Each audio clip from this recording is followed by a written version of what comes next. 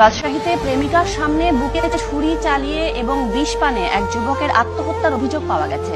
নিহত যুবক বুলবুল আহমেদের বাড়ি পুঠিয়ার তারাপুর গ্রামে, পড়ালেখা করতেন রাজশাহী কলেজে। পুলিশ জানায়, দুপুরে রাজশাহী সিটি কলেজের ছাত্রী তুলি ও জেমির সঙ্গে নগরীর লক্ষ্মীপুরে এক রেস্তোরাঁয় যান বুলবুল।